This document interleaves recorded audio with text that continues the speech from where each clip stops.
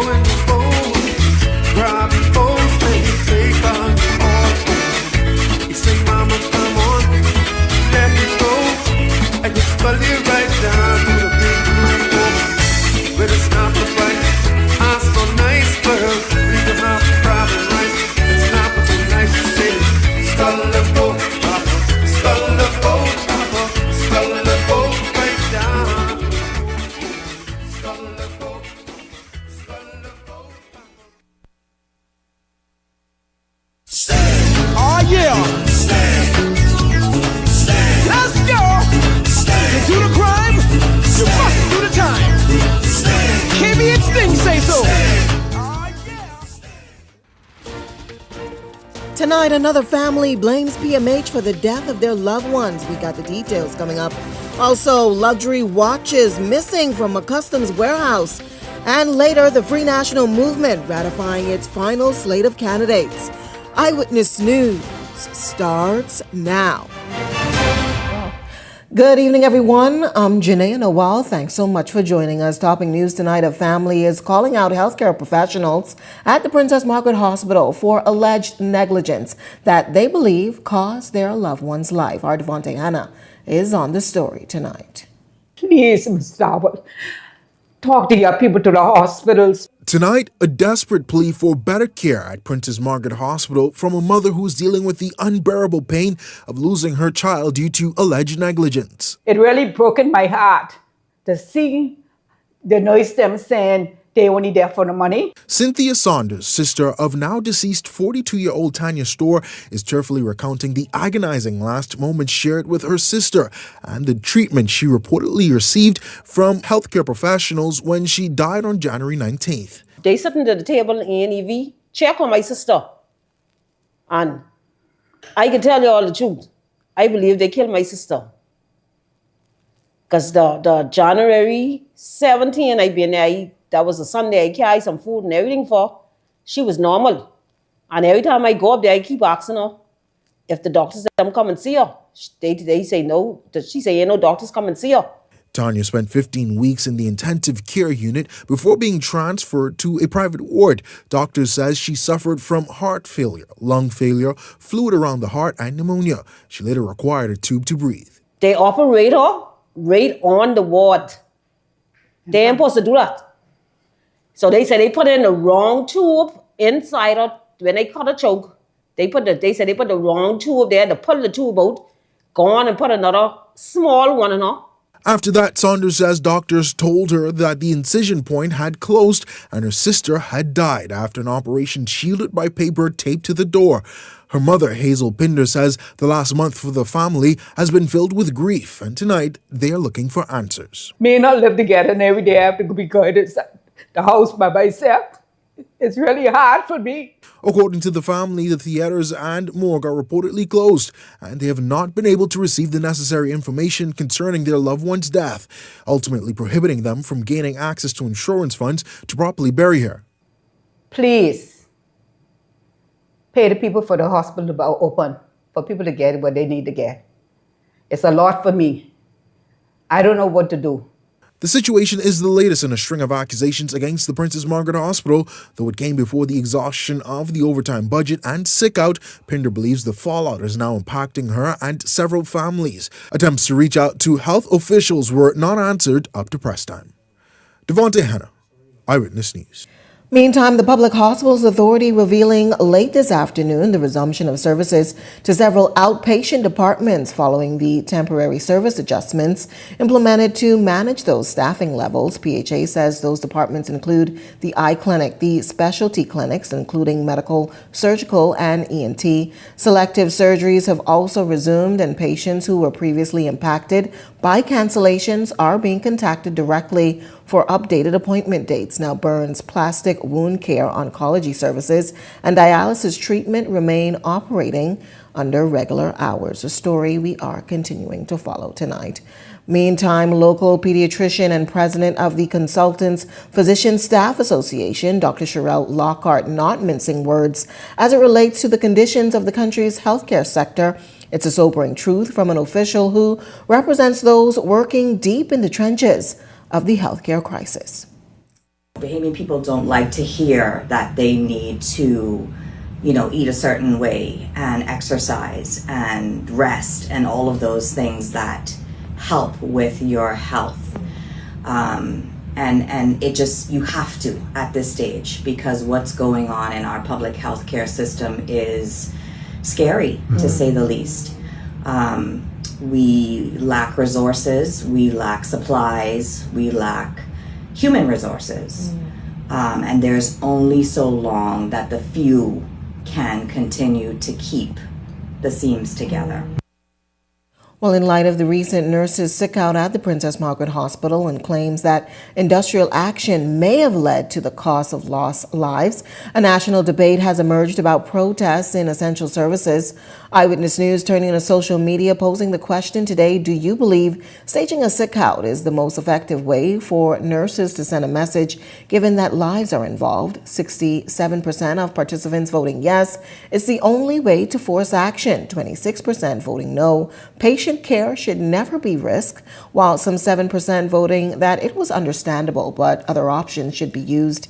0% voted that they were unsure. Be sure to continue to participate in our daily digital polls, as your voice matters. Meantime, a sophisticated heist targeting luxury goods under investigation tonight after a premium shipment holding watches and jewelry was stolen from a customs warehouse overnight. Our Linton Ritchie Jr. has been following this story. Linton joins me live in studio tonight with the latest. Linton? Janea, investigators are now looking at what could be an inside job allegedly, but it is early details that suggest that a courier company could be responsible and not customs officers. Police were called to the scene Tuesday morning and questions now loom, but Comptroller of Bahamas Customs Ralph Munro revealed to Eyewitness News the job at this point seems like a setup. If you'd ask me as a layman in that regard, that it's internal work. The goods are in the custody of the airline at that point.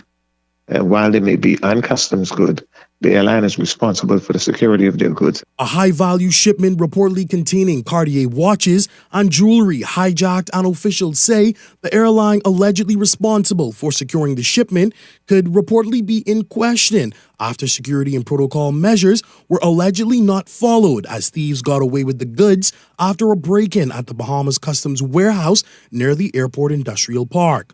Munro questions the logistics of the alleged heist, noting the shipment reportedly arrived on Monday afternoon and regular procedures were, according to Munro, not followed. They were moved from less than 14 hours later. Question is why they were left there for that night. That type of shipment is normally moved very quickly. It's not left overnight. Officials making it clear that from their view, as they are early in their investigations, customs officers may not be at fault, as is being suggested, due to the high-value goods not being in their possession yet. So they have areas where they would put their cargo. Also, you have courier businesses. They have their cargo in various bonded areas. Nonetheless, all the goods, because they haven't cleared customs, we would say they are customs good, but they are absolutely under the control of the particular airline. But authorities could reportedly already have the upper hand, as Eyewitness News learned.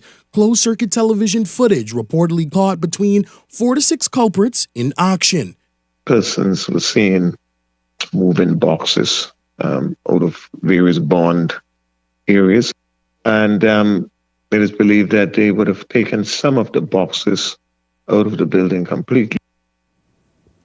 Now, the value of that alleged high-value shipment remains unknown at this time. There are no culprits in custody, and investigations are ongoing. For now, reporting live in studio, I'm Linton Ritchie Jr., sending it back to you at the desk, Janelle. Thanks so much, our Linton Ritchie Jr. on the story tonight. Well, in other news, still more drama on the labor front as another union mobilized its members to stand up and demand for what workers say has been withheld for them for far too long. Our Jose Etienne has the update. Promotions, reclassifications, and back pay. Those are lingering concerns that triggered a protest outside the office of the Prime Minister at 9 a.m. today. Staffers in the Department of Information, Technology and Communications at OPM say they reached their breaking point after years of being treated as an afterthought. We have established a new ICT scale, and to date, only 5 of our managers, or 5 of what you will call the executive managers, they were placed in these scales. They have already been given their promotions, reclassifications, their back pay. They have enjoyed their back pay. And all we are doing is standing here today to say that, okay, it is our time. Workers held up a wall of placards that detailed their grievances as cabinet ministers arrived at OPM for their regular scheduled meeting. We left this for the last resort. Sometimes doing what's right, not what makes you happy. We are not happy that we are here. It's cold. We're not happy that we are here, but we are here today because we want our voices to be heard. Union President Kimsley Ferguson also hammering this point home in case he says officials try to dismiss this morning's demonstration. Public servants can't get paid unless these people do their work. He's also explaining the crux of the issue that got workers to where they are now. Because of a career path that was implemented and persons who really should have been promoted on the old career path prior to the implementation of the new one, we find that we have a number of anomalies. And so, again, we're concerned about getting that rectified because when you implement something new and there was something that was old, you are impacting the terms and conditions of these particular individuals. And so that shouldn't have happened in the absence of the union. Now, those staffers share the same working space as the nation's chief, Prime Minister Philip Davis, and they're hoping that what they've done today would not be overlooked, but would be met with decisive action. But Davis didn't seem willing to talk about what happened downstairs from his office. OPM, you have any response to that protest outside of OPM this morning with those employees? No. No response to that. Nonetheless, Ferguson is making his demands clear. Process of action will be considered if we don't get an audience in a very short time frame. Jose Etienne, Eyewitness News. On to news from the political arena tonight. The opposition Free National Movement ratifying what is believed to be its final slate of candidates over at the Mackey Street headquarters. Our Janelle Longley is standing by live tonight with the latest. Janelle, what can you tell us? Good evening, Julia. That's right. We are here live on Mackey Street at the Free National Movement headquarters as they are still inside wrapping up this ratification process. Now, Janea,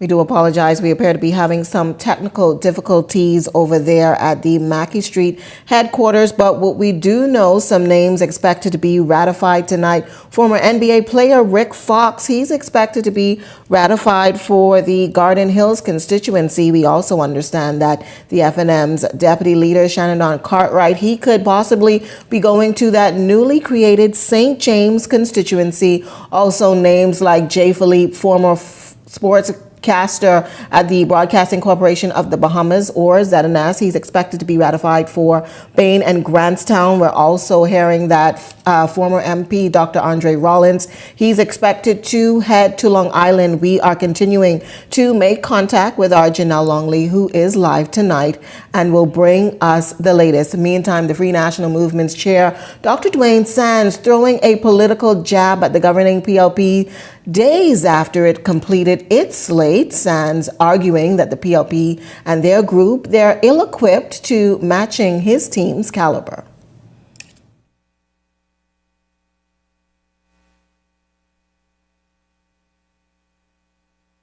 We will continue the process of rolling out a slate of candidates who have as a unifying theme a willingness to work for the Bahamian people. Gotcha. And in direct contrast to the candidates that were rolled out by the Progressive Liberal Party.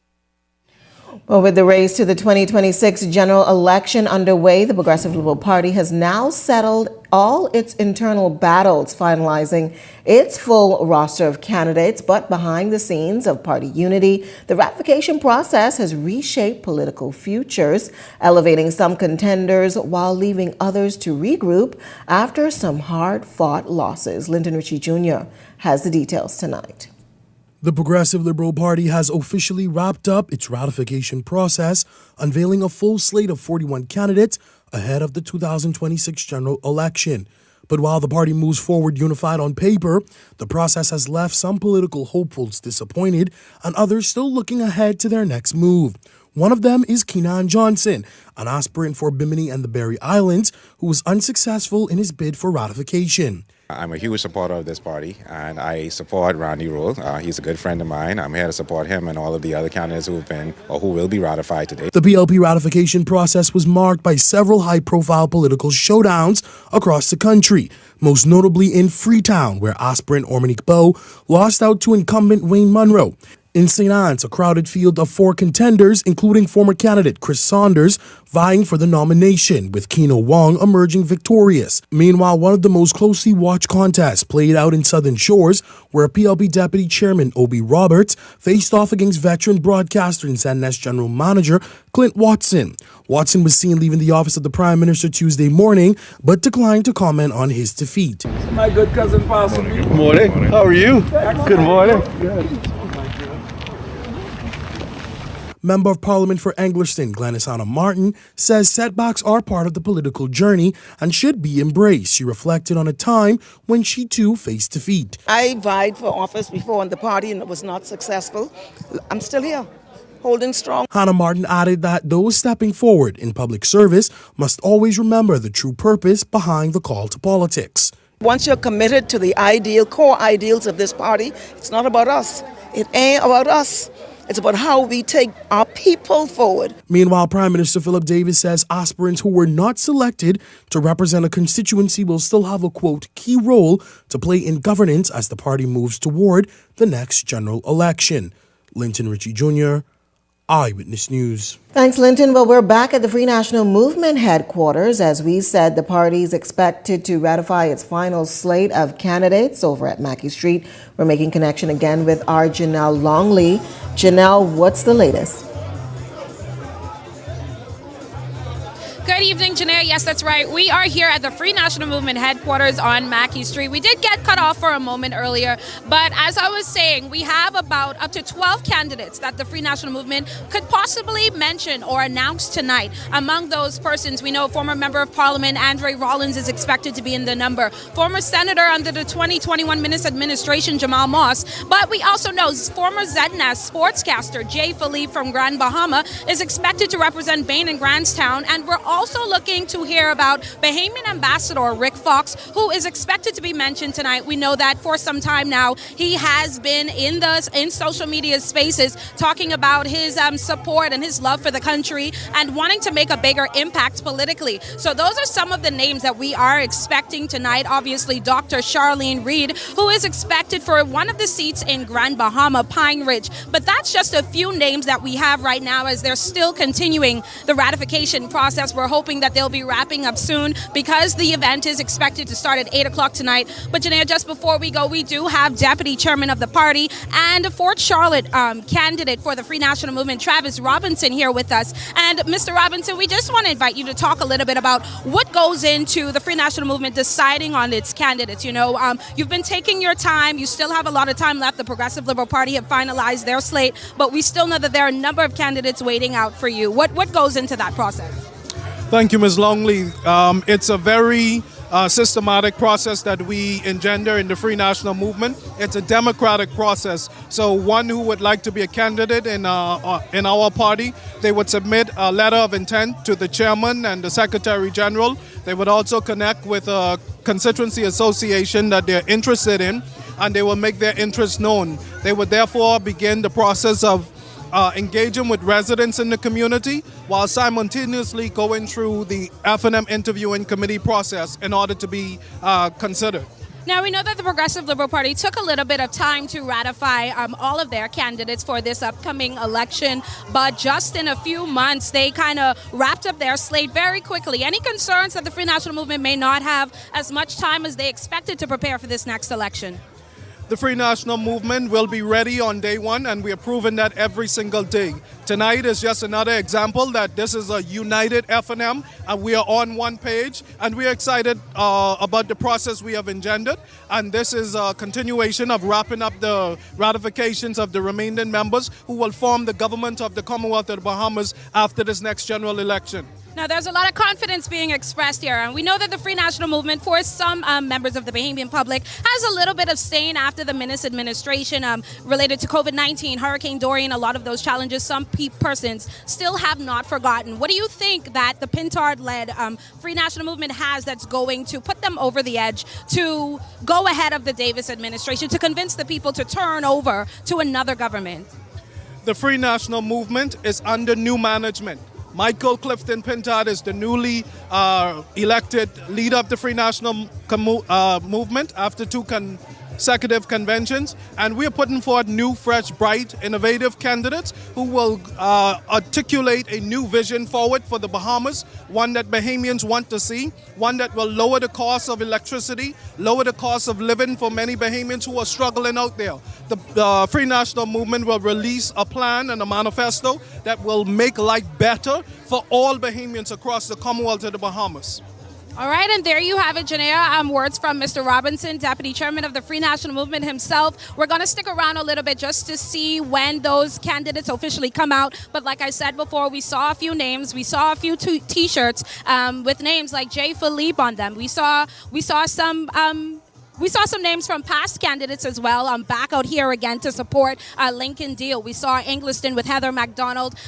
Like I said before, we're going to stick around to see what happens, and we will be bringing you later on in this broadcast some more information. Back to you in studio, Janea. Now, before we let you go, just tell us a little bit about the crowd activity over at the Free National Movement headquarters. I know persons are gearing up for a big event. I think it begins at 8 p.m.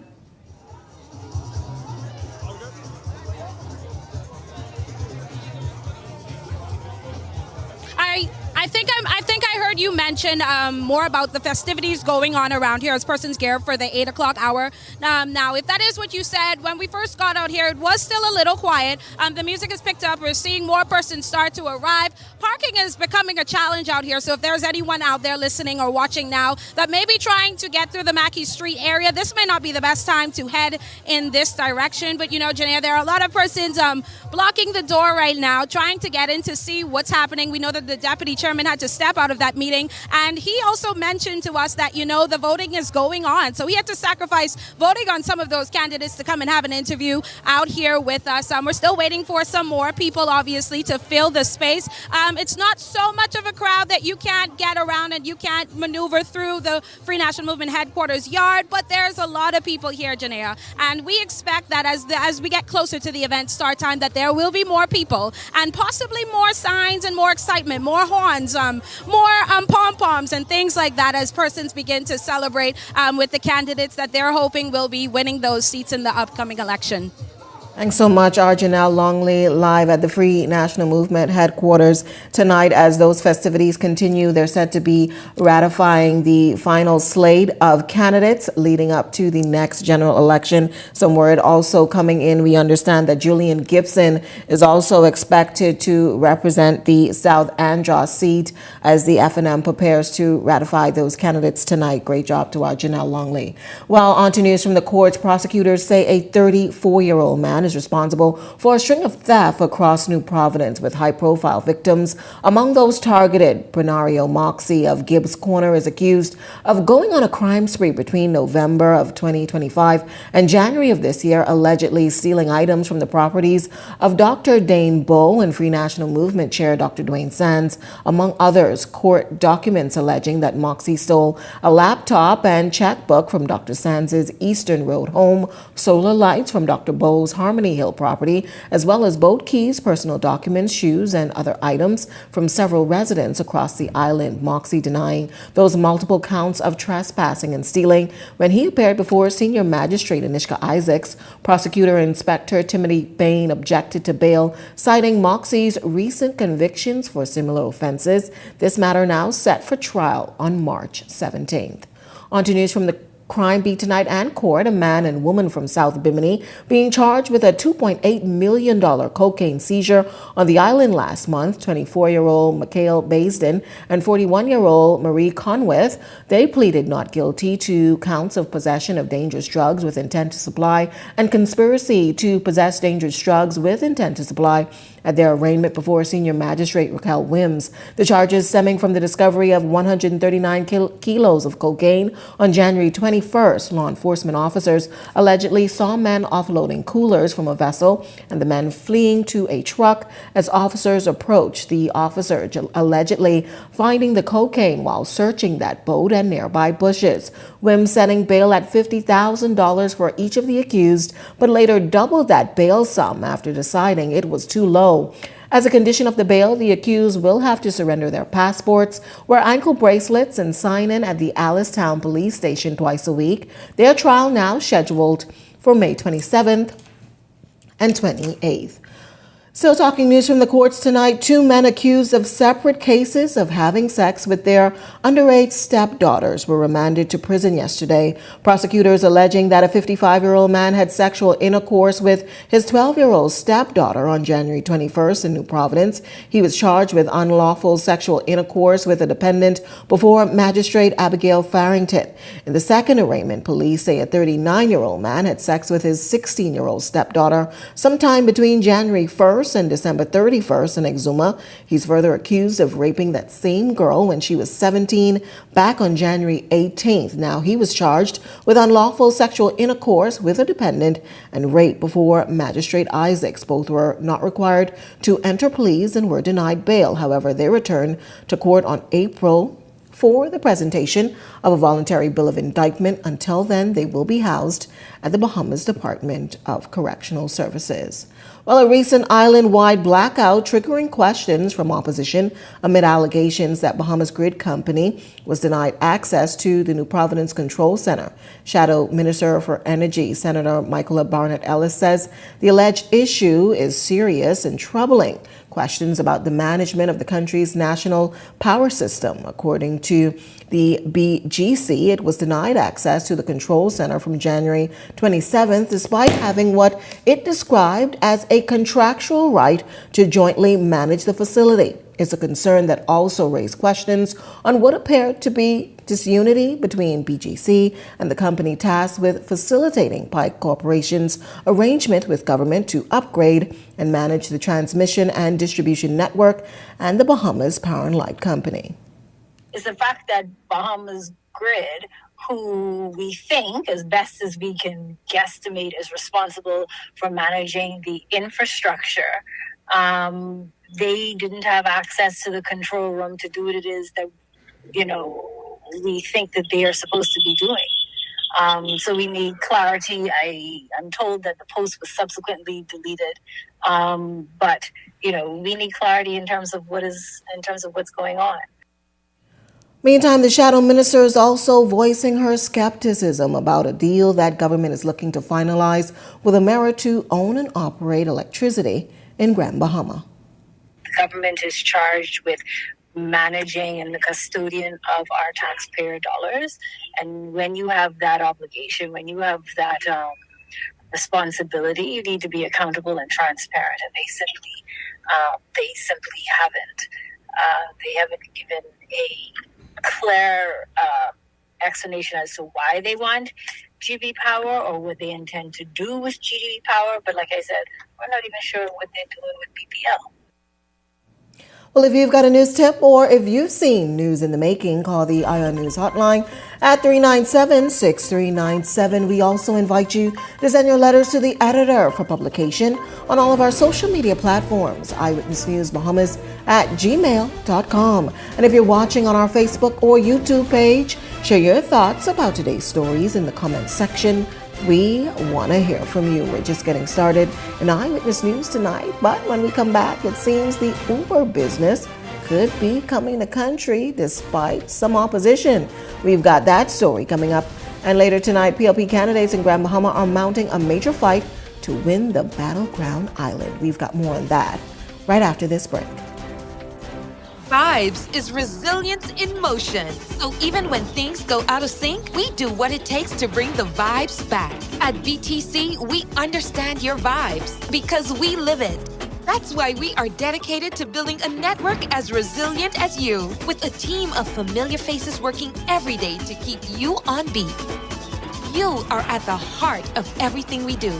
Our commitment is to keep your vibes flowing, no matter what. Forget them flower, forget them check. You know it's Tommy get the respect. AP is hot, we sitting close. Grease on your lip, that's how I know. You is my person, that ain't no secret.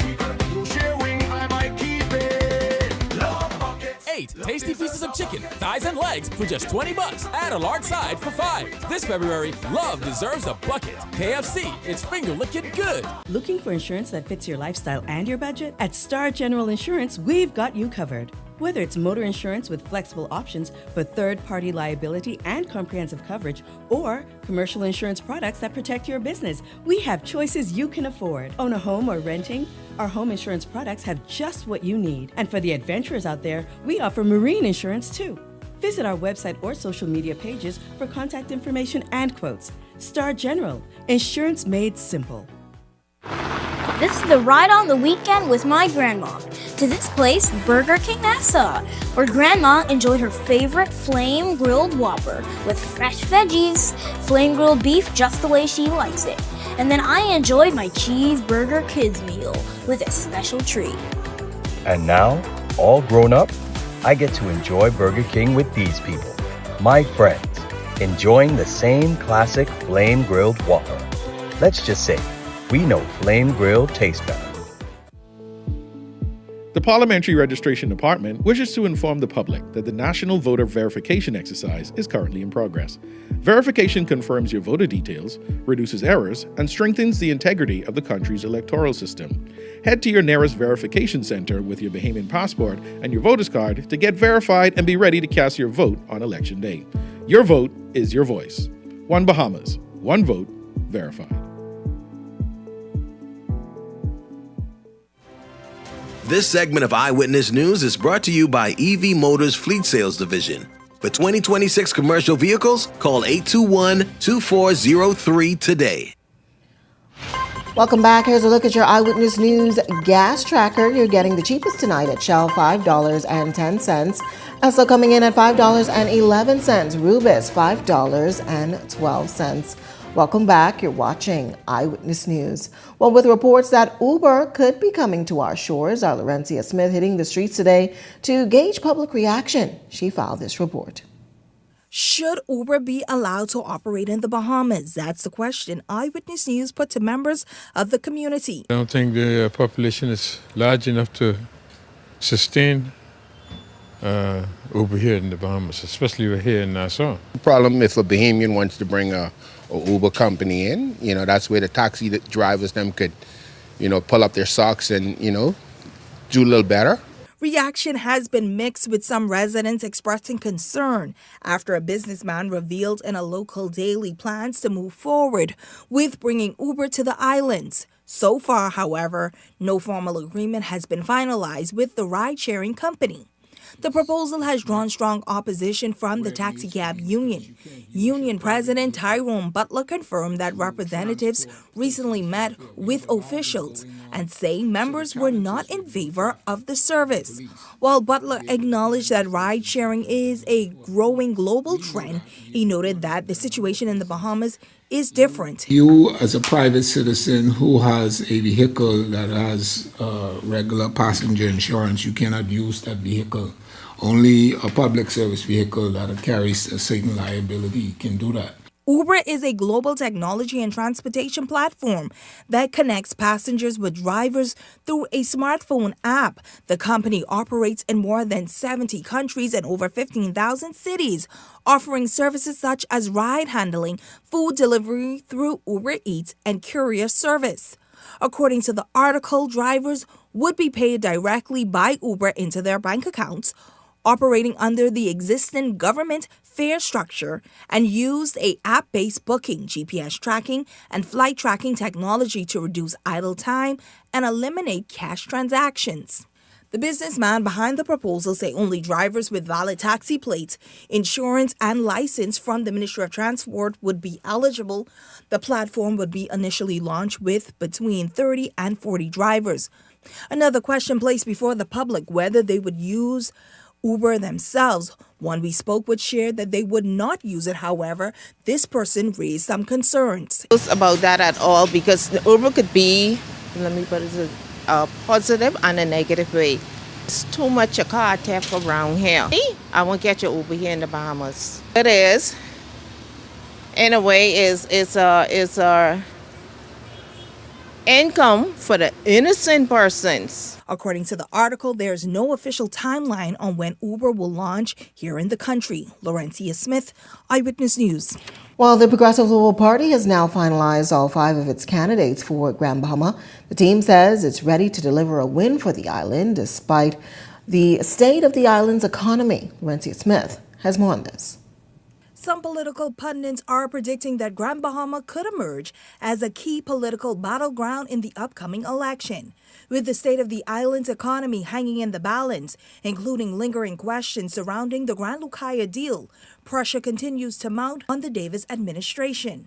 It has been more than 9 months since the agreement has been signed with the U.S.-based Concord, Wilshire, and residents are still waiting to see tangible progress. The hotel has been sold and the owner is working his plans, and we're waiting for him to come back to us with those plans. That's Prime Minister Philip Davis insisting that progress is being made on the project, one many say is critical to the economic rebound of the country's second city.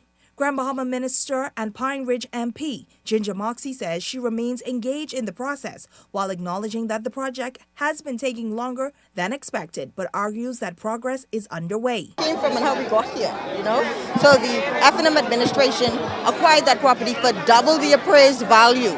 We went in right away to rectify the situation and to work on behalf of the people. Grand Bahama's 5 seats remain politically divided, split among the Progressive Liberal Party, the Free National Movement, and the Coalition of Independents. Newcomers with deep ties to the second city are also entering the race. Eddie Wan in Marco City, Dr. Monique Pratt in East Grand Bahama, and Paco Deal in Central Grand Bahama, all looking to make their mark as the campaign heats up. I know we're going to get it back together.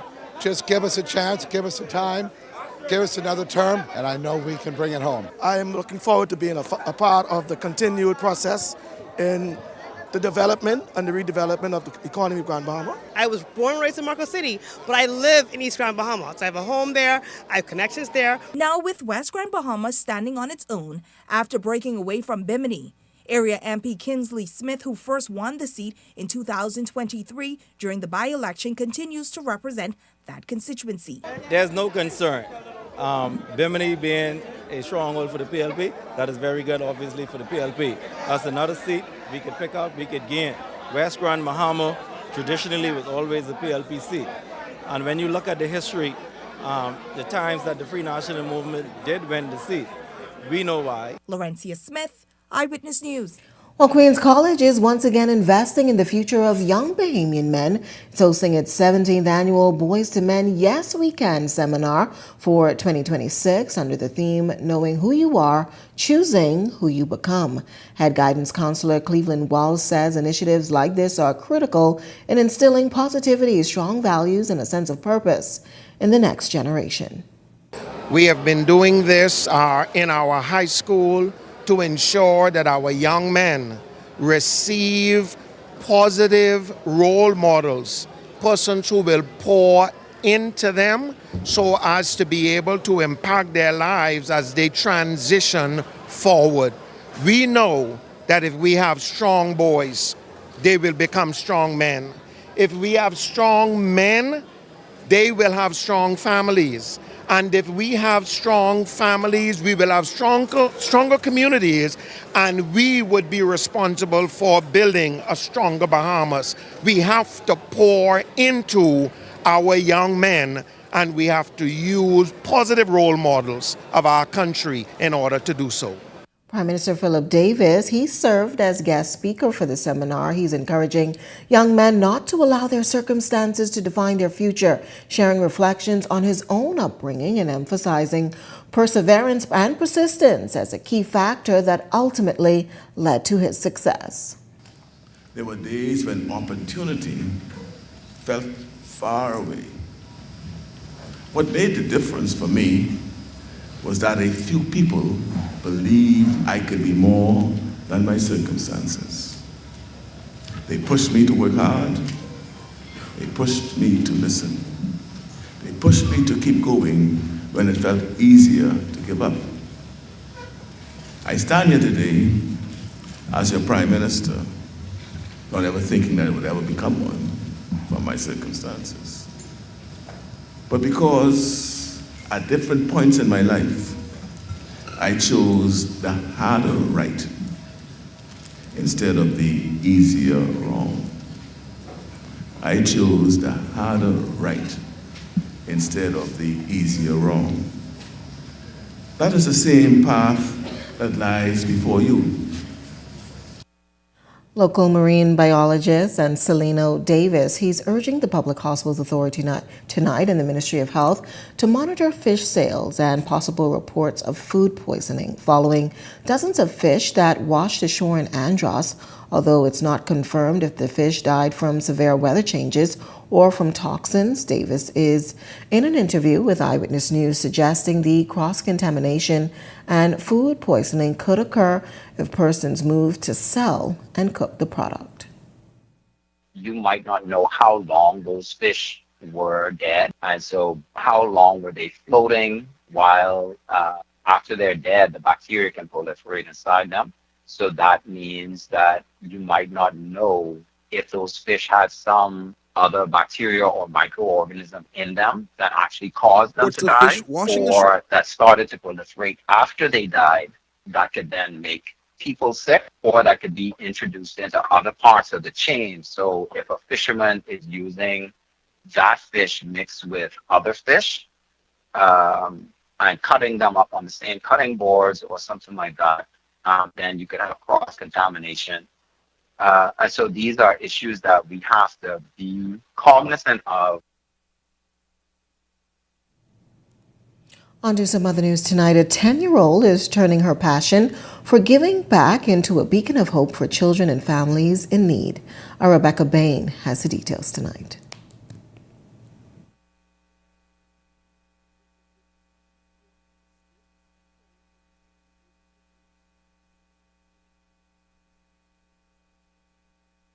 The charity that I started is about giving back. It's called Skylar Cares. So we give back to the different schools. Skylar Johnson is a 10-year-old change maker seeking to do her part to help children and families in need. We have give to the Eastern District so far, and we give toiletries. I thought about this idea when I noticed that I had joy in giving back. Skylar's philanthropy work began last summer with a high-energy kids exercise party held in collaboration with Dance with D Zumba Fitness. Those proceeds were donated to several after-school organizations she's a member of.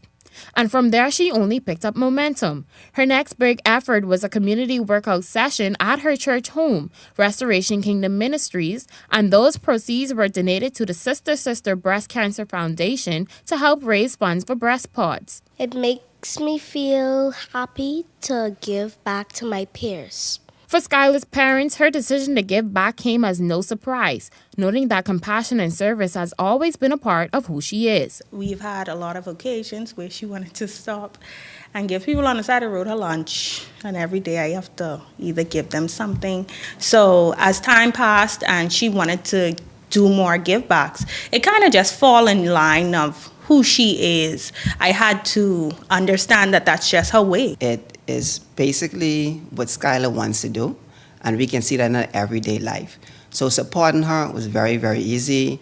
Her mom is very involved. We as parents are both involved, and whatever Skylar wants to do, we try to be there for her and support her at every step of the way.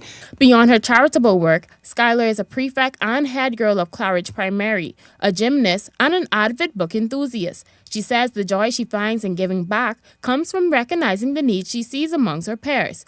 Her parents add that this rare level of consideration is something they believe more families should nurture in their children. Don't discourage them. Ask for help if you need to. See who is also interested in going along with what they're interested in, because you may be able to make an impact, a bigger impact than what you can even think. Skylar says her next initiative is set for February 12th, with a goal of distributing 50 toiletry packages to 5 or more schools. Those interested in donating or supporting can contact 242-819-4844 or 556-8646. But before signing off, she shares a simple message but powerful. I just want to tell my peers and the public that no matter what difficult you face, you should keep going. And you don't have to feel embarrassed to ask for help. It's always okay to ask for help. Rebecca Bain, Eyewitness News. Thanks so much, Rebecca. Well, in this week's edition of Keeping Current, BPL executives, they're over in Eleuthera sharing with staff the new upgrades that are set to take place for their microgrid system.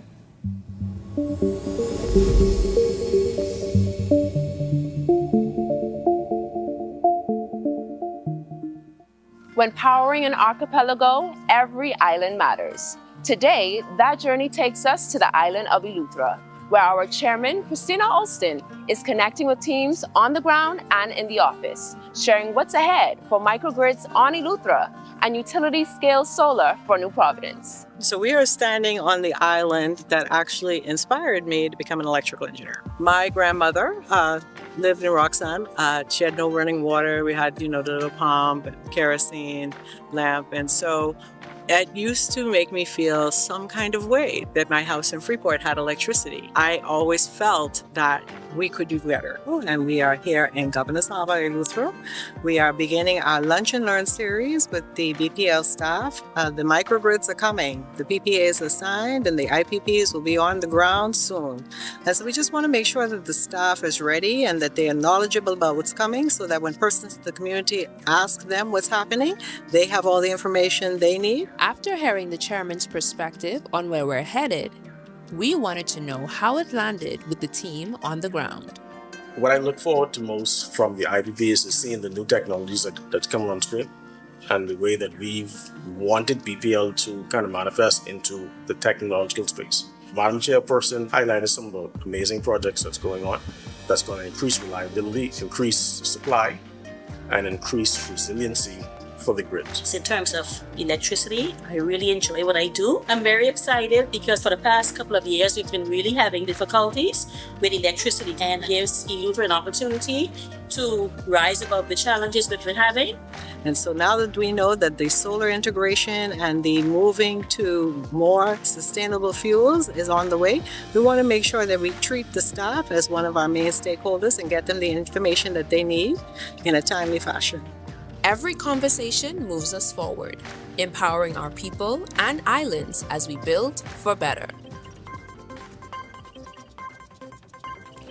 Well, so to come in Eyewitness News tonight, we're back at the Free National Movement headquarters as that ratification process continues.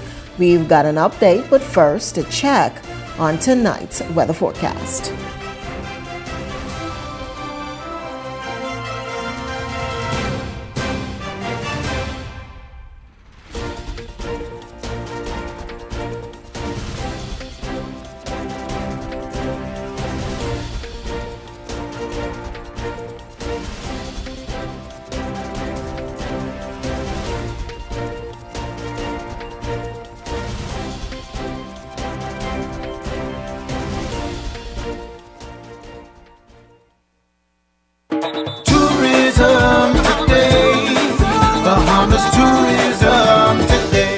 At the FEB 2026 International Tourism Trade Fair in Madrid, Spain, Director General of the Ministry of Tourism, Latia Duncombe, District Manager of Sales in London, Franz Taylor, and Director of Leisure Sales at Atlantis, Erica Valbuena, highlighted the importance of the Bahamas' presence at the event. This is our third year in the Bahamas, engaging with the trade, the travel trade, discussing the European market, Latin America, more specifically those countries that speak Spanish and also Portuguese, meeting with the airline partners as well. So as we engage, one of the things that we realize is that they want to understand and to experience the destination, especially from a diving perspective, those cultural experiences. So as we looked and as we had the various discussions promoting our people to people-to-people programs, speaking with the connectivity, things to do in the destinations, and certainly a lifetime of islands that they're all interested in enjoying.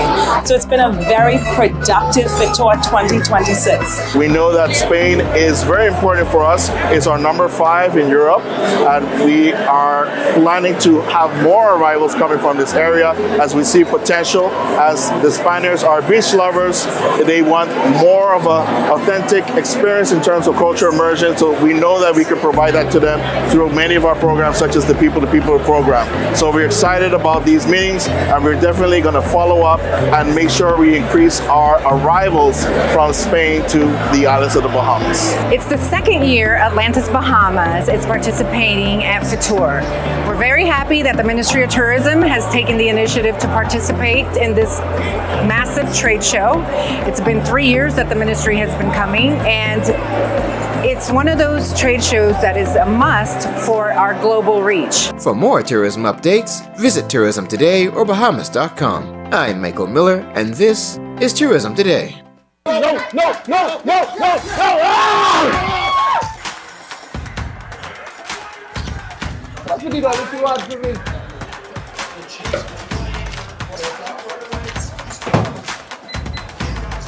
Yo!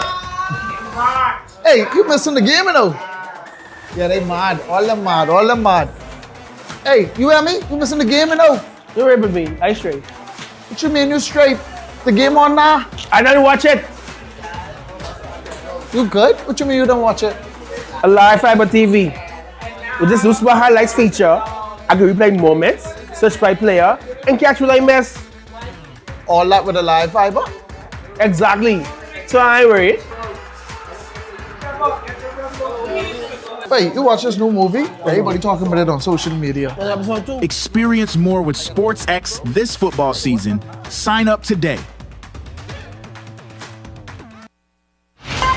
You're watching Eyewitness News.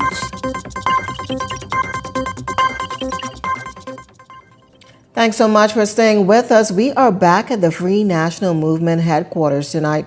Our Janelle Longley, she's standing by. As we said, that ratification process continues. Additional candidates expected to be ratified tonight. We're just getting some information in. We understand that Jamal Moss, he's expected to head to the St. Barnabas constituency, currently being held by the deputy leader, Shannon Cartwright. Cartwright now expected to move to the new St. James constituency. So some political shakeup there in the political landscape. But we understand that Janelle is ready now with the latest update from the Free National Movement headquarters. Janelle, what's the latest since you last briefed us on what's taking place down there on Mackey Street? Janaea, since the last time we spoke, we are still here waiting for that ratification process to wrap up. This ratification event is expected to start tonight at 8 p.m. and it seems that they're still trying to confirm a few candidates to make that total of 12 that they want to release or announce rather tonight. We're still waiting on those names to come out, but a few minutes ago we did see one of the candidates that you mentioned earlier, Senator Jamal Moss, arriving, who is expected to take that St. Barnabas seat, and the Shannon Cartwright, who is now supposed to be going to the St. James constituency. So we saw a few t-shirts reflecting those changes, and we also saw that North Andros could be announced tonight, and the name of the candidate that the Free National Movement seemed to be going with is a Janice Oliver. We hope to be able to speak with her tonight more about her platform and what it is she's expected to do in that area. But Janaea, that's also interesting because, as you know, North Andros would have been the North Andros and Berry Islands constituency, and that was separated now for North Andros and Bimini and the Berry Islands, which means that Carlton Bowleg, who was formerly North Andros and Berry Islands, has also been uprooted from his seat, which means that there's a switch there as well. Now, we've heard some rumors that Carlton Bowleg could be heading to the Bimini and Berry Islands constituency right after the boundaries were switched up, Janaea, and that was back in January. I did get a chance to speak with Bowleg, and then he told me that he will always have love for North Andros, but he didn't really indicate that he would be switching, but I guess things changed, and hopefully for the better in both his case and Janice Oliver's case. Now, we do have with us the Free National Movement candidate and incumbent for St. Anne's, Mr. Adrian White. He's joining us live here at front of headquarters. Now, Mr. White, we want to ask you some questions specifically to your race. Now, we know that the Progressive Liberal Party has just ratified Keno Wong to go up against you in the upcoming election. How do you feel about the new candidate that's expected to oppose you? Are you still confident that you'll be able to secure this seat in the next election? Who did you say the candidate was? Keno Wong, Mr. Keno Wong. Oh, okay. I'm confident in St. Anne's. I'm not running against anybody. I'm running for the people. Victory is going to come back to St. Anne's for the FNM, and victory is going to come back to the people with an FNM candidate, Adrian White. Now, we are hearing some rumors, obviously, about the candidates that you all are expected to release tonight. Tell us a little bit about what we can expect. Maybe some professions, some counselors, some local government officials, anything like that we can expect from those being announced tonight? Yes, we have a number of ladies and men representing the Family Island seats, as well as New Providence seats. We've got one star, we've got one deputy, and we've got at least one doctor running in Pine Ridge. So a lot of talent being brought to the table. A number of them have local government experience. It's going to be great for our ticket. It's going to be great for the people that have an option. We are offering in the FNM a caring government. We're offering a fair government. And we're offering opportunities and immediate relief. All right, and I did ask the Deputy Chairman this question, so I also have to ask you, now heading into this next election, are you confident that the Free National Movement has what it takes to take this election from the Davis administration? I'm very confident, and I can see up and down on the streets, the people are getting more and more confidence. The PLP's time is over, unfortunately for them. Even the most recent statement from the Dr. Lockhart today, Princess Margaret Hospital healthcare is at its end. We need a change in government. We need a change in management. We need the PLP gone. All right, and there you have it, Mr. White, who is the candidate for St. Anne's and also the incumbent member of parliament. Now, Janea, behind me, there's a lot of activity starting up. It seems that ratification meeting is about to wrap up, which means that we're about to hear officially who those candidates are. We're going to head inside and see what information we can get and hopefully bring that to you or bring that to Shanique later in Beyond the Headlines that starts right after this. But back to you in studio, Janea. I'm Janelle Longley. We just want to find out, were there any internal conflicts? We know that there could be several persons running for these specific constituencies. Are we seeing that? Are we seeing any opposing sides to some of the persons that are being ratified tonight? Now, Jay, I think you mentioned whether or not there would be more than one person representing or showing up to support or to be selected for a constituency. We've only seen one representative per constituency so far. We don't know what else is out there or what may be in that room. As we said before, the ratification process the meeting was still happening by the time we came here. So most of the candidates or potential political hopefuls were already inside. So we can expect to have some more information on that, and hopefully we'll be able to bring that in our recap that airs tomorrow night. Thanks so much, Janelle Longley. Great job there from the Free National Movement headquarters. Of course, as she mentioned, you can get more updates on that ratification process on Beyond the Headlines. That is up next with Shanique Miller. We are out of time. We'll have a check on sports tomorrow. But thank you so much for joining us. Coming up in Beyond the Headlines with Shanique Miller, of course, a look at all of today's top stories as well as updates from the Free National Movement. That does it for us here at Eyewitness News. It's certainly been a pleasure having you in our company tonight. On behalf of the entire news team, I'm Janea Nawal saying good night, be safe, and have a great evening, everyone. Every great idea starts with courage. Every successful business starts with belief. And every woman deserves the opportunity to turn her vision into reality. The Fox Foundation Women Entrepreneurship Initiative is back, bigger, bolder, and more powerful than ever. This year, Give to Gain honors women who gave their very best, their time, their talent, their sacrifice, and their vision to succeed in innovation-driven and emerging industries. This initiative is about investing in women who are ready to lead, build, and grow. It's about creating a real pathway to success in a new era of business.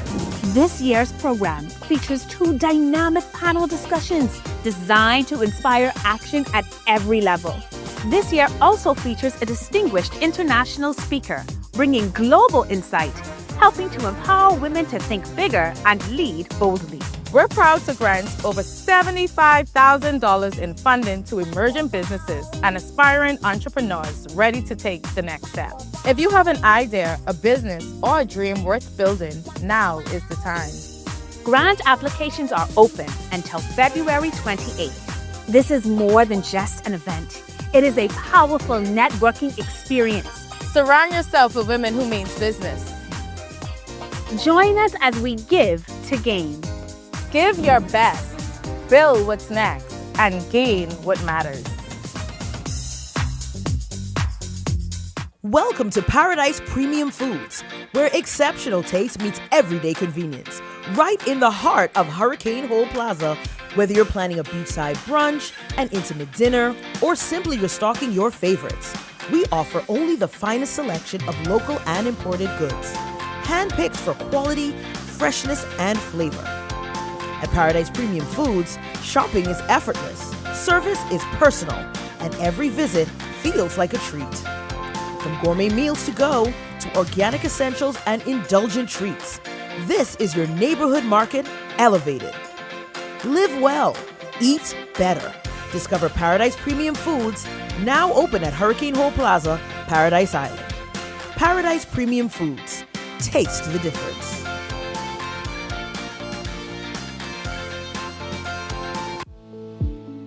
The Parliamentary Registration Department wishes to inform the public that the National Voter Verification exercise is currently in progress. Verification confirms your voter details, reduces errors, and strengthens the integrity of the country's electoral system. Head to your nearest verification center with your Bahamian passport and your voter's card to get verified and be ready to cast your vote on Election Day. Your vote is your voice. One Bahamas, one vote, verified.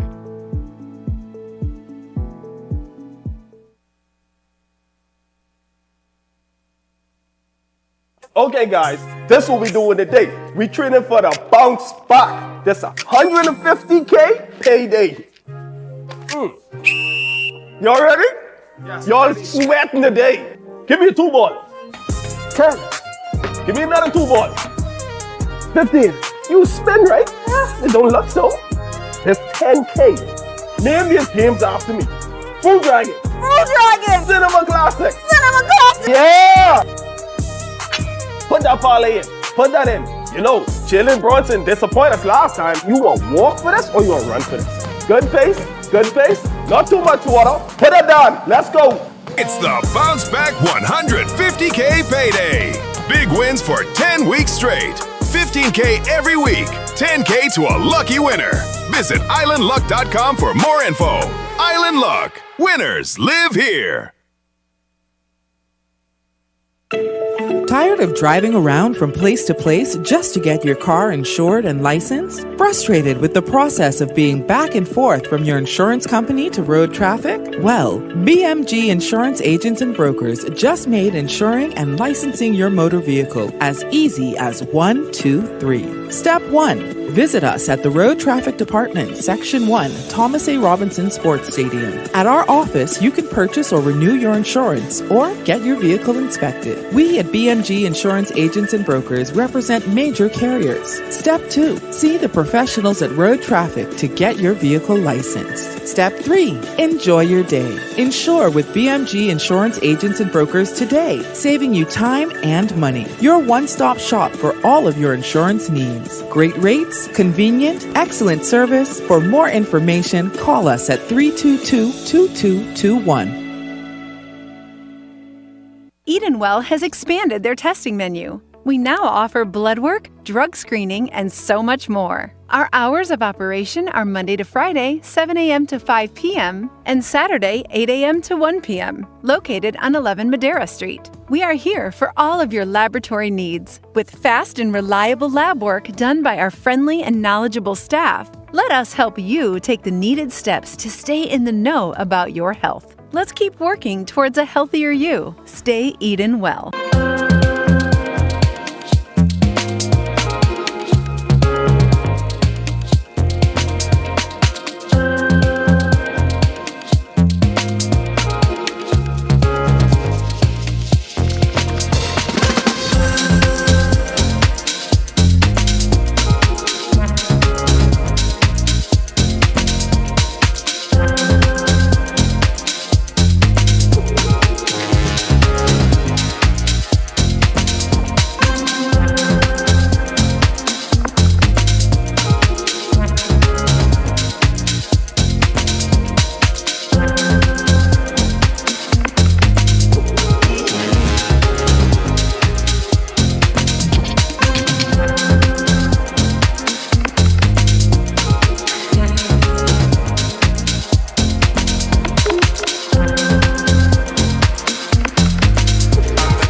Running out of space? We've got room for that. Welcome to Skyline Storage, your trusted self-storage solution. Skyline Storage offers units from 5x10 to 10x30, climate controlled or standard dry. Perfect for home or business. Located in Westfield Commerce Park, Western New Providence. Your belongings stay safe with gated access and 24/7 surveillance starting at $175 a month. Reserve, pay, and move in online. No phone calls, no paperwork. Visit SkylineStorage.com. Skyline Storage. Storage made simple.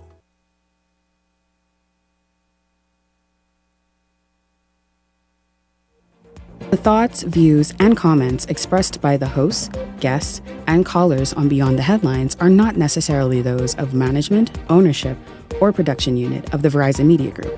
Beyond the Headlines is a production of ILTV Studios and cannot be reproduced or represented in part or entirety without express written permission of the Verizon Media Group. Beyond the Headlines is the intellectual property of the Verizon Media Group. Copyright 2021.